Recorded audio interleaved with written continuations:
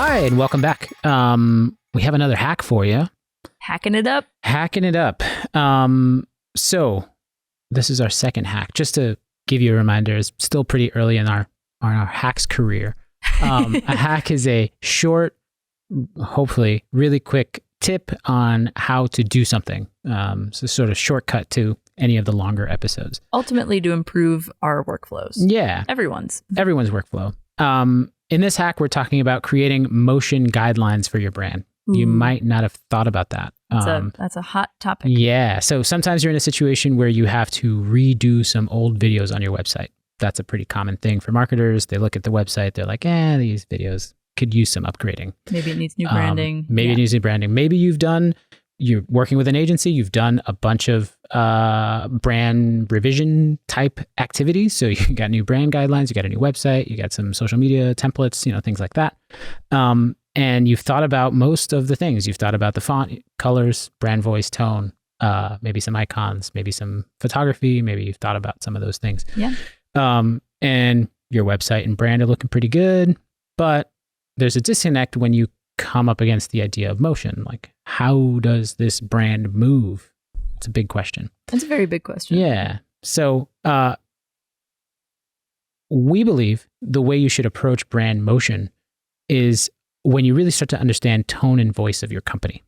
So our hack here is to use actually the brand voice within those brand guidelines. If you don't have them, then you're kind of at a loss a little bit, but think about how you would create a brand voice from your guidelines. But you want to use that from your guidelines that are already locked in to inform how you approach motion elements across your videos. So typically when you're looking through these documents, your brand voice should be somewhere in there. I'm hoping that they are. Mm-hmm. The tone and voice is how your brand is, if you don't have them, your tone and voice of your brand is supposed to be how it sounds, like how the words sound when you read something or when something is written out in text or in copy for, someone on your team makes a post. How does it sound?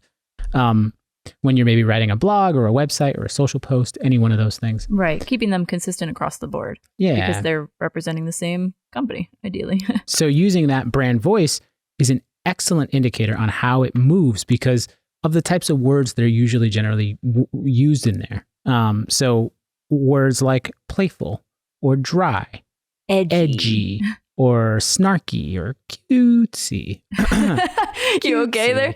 Cutesy. I'm not usually cutesy. Or maybe sarcastic. But those words can inform how your brand will also move. So an important thing to note here is that your animated videos need to work in unison with the words of your brand voice, but also the words related to your specific project. So if your company tone is typically playful, but you're addressing a sort of serious topic, those two ideas can work in unison. I mean, we think they can, but typically one sort of needs to be a dominant over the other. So they don't collide or contract in any way. Right. They still stay consistent within the brand guidelines. Yeah. Another way to think about motion is energy. So what kind of energy should your brand give its audience, right? Is it blazing fast? Is it intense? Is it just straight powerful? Is your energy spiritual and calm? Or is it peppy? You're getting like a little pep in my step. Right. So these are all just examples, but there are many more ways to think about how these elements should move. But with that energy behind them, what kind of energy are you like transferring from them through the motion from your video to your audience? Right. The TLDR of this situation is that if you don't have motion brand guidelines already, you should consider them. If you're looking for more on this, we actually provide a free resource at the bottom of our website. Usually you have to sign up. There's a little sign up box at the very bottom. We send you 3 emails sort of in a time succession. Usually it's around brand voice. There's a document in there. Some secret bonus content. Ooh. If you're interested in thinking about brand voice and tone as motion, sign up for that and check us out there. Cool. So good luck with your projects. Hopefully you can think about brand motion a little bit differently, and we'll see you in the next episode.